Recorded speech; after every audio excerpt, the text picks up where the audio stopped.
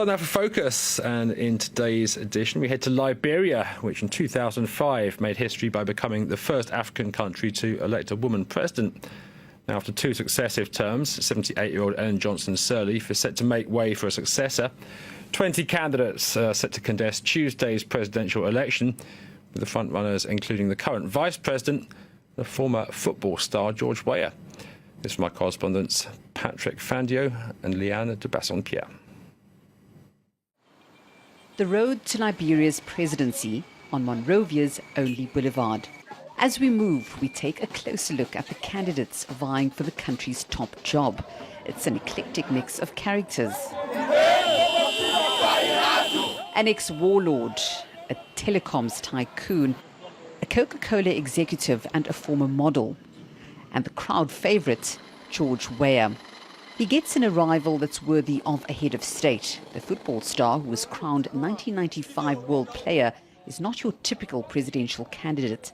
He's teamed up with Senator Jewel Howard-Taylor, pictured in blue in the centre of the image. She's the ex-wife of war criminal Charles Taylor, the former Liberian president who's behind bars. I'm not in contact with Charles Taylor. But you have been? I'm not in contact with Charles Taylor. Okay. I repeat, I'm not. I feel good. I ought to go almost in the 15 counties. And our people are responding. You know, they welcome us. These are eligible voters, are ready, they are resolved to make sure that they have a new government. Beaten in the elections of 2011 and before that in 2005, could this be third time lucky for self-styled People's candidate George Weah? We want to see that change that we're looking for in the country. We believe that George Weah can give it to us, and he is our president. And we like him, we love him so much, and we want to do everything possible to bring him to go to the executive mansion of the 2017 October election. With each move, the same jubilation, to the point of paralyzing the capital and blocking the procession. Vous voyez les populations, et donc peut-être ça va nous prendre pas moins de 35 à 45 minutes pour une voyage qui peut faire 3 à 5 minutes. Vous-même, vous voyez devant vous. The football legend's chosen Monrovia Stadium for his final campaign rally. He only gets there at nightfall. Will his youthful appeal be enough to secure victory for his party? He faces a powerful rival, current Liberian Vice President Joseph Boakai. He's been trying to drum up some last-minute support as the elections draw near.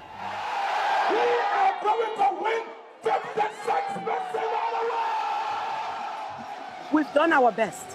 As humans, we've gone out to every corner of this country, Liberia, to secure that one-round victory for Joseph, Yuma, Boakai, and Emmanuel Nukwe. On stage, songs to celebrate the return of peace. This is the great success of the ruling party. After a decade of civil war that killed more than 300,000 people, Liberia has regained stability, and Joseph Boakai expects to be elected thanks to this inheritance. The Liberians want the peace that we enjoy now to continue. And they believe that of all the candidates, this is the only candidate here that has that statue. Another major asset is the support of the current president of the country, Ellen Johnson Sirleaf, the first woman elected to head an African country. But among the 20 presidential hopefuls, there's only one female candidate. Former model Magdalena Cooper, she may be new to politics, but has already become a household name. The hotel is the only place that I can actually find rest. At my party headquarters, there are too many people there, and even at my residence, there are too many people that want to see me. Nicknamed the Angel of Liberia, she's been engaged in charity work for the past 15 years. Today, she presents herself as the women's candidate.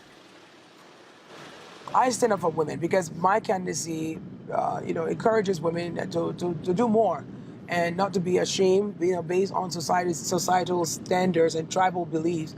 I think young girls seeing me in this arena, they're saying, wow, she could do it. She's the youngest candidate and the only female, and she's standing against 19 men, and she's still very strong. On this day, she's at the University of Liberia meeting students. Oh, yes, that's right. She's promised free education as part of her election campaign. We have 2.2 million young people in this country. 2.2 million. Today, as a nation, we can only afford to educate 700,000 of you. Hope and desire for change, but also fear. The fear of seeing violence re-emerge in the still fragile country. On the eve of the elections, women are mobilizing daily gatherings. 14 years ago, they were the ones who forced the fighters to silence their weapons. Once again, they are preparing to fight for peace. We'll talk about Liberia's election. I'm joined by Leander Basson-Pierre. Thanks for joining us. Tell us a little bit more about Ellen Johnson Sirleaf's legacy. Well, Ellen Johnson Sirleaf made history when she became Africa's first female president in 2005. But at the time, she inherited a shell of a country. So she's managed to do quite a lot in this time. She's been praised for reforming the country's security structures. She's been praised for managing to secure $4 billion worth of debt relief. She's also been praised for infrastructure developments, especially the roads, the feeder roads that lead to other West African countries being able to transport goods into and out of the country. But of course, she's also widely been criticized for not doing enough for women in the country and elsewhere on the continent. She's not put women in key positions, but also not encouraged legislation in terms of women taking up those positions within government. But of course, she's been at the helm of the country for 12 years. She had another setback a couple of years ago now in terms of the Ebola epidemic, and that of course set her back as well. And at the time, people had said it's because she had not done enough in terms of reforming the country's health infrastructure that's why the country suffered even more. And how does all this bode for the vice president?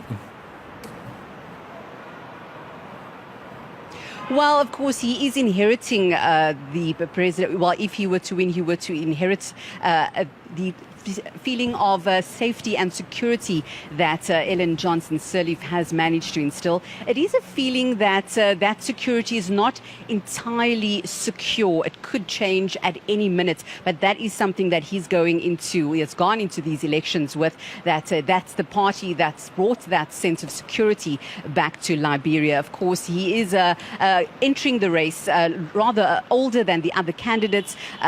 People have said, you've been there for 12 years, you've not done anything.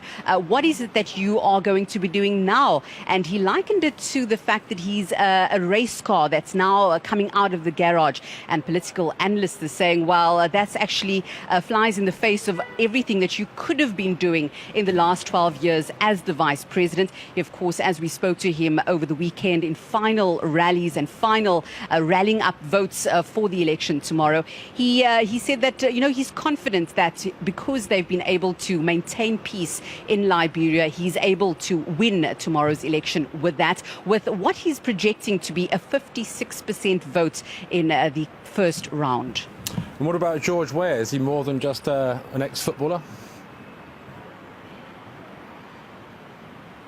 Well, if you have a look at the number of people that have come out this week in the streets of Monrovia and elsewhere in the country, he definitely is the crowd favorite. He came down on a helicopter into Monrovia the other day, and people had been waiting for up to 6 hours for him to arrive. So he is a very popular candidate, but it remains to be seen whether that turns into any real policies that you can use to drive the economy of Liberia, stimulate growth.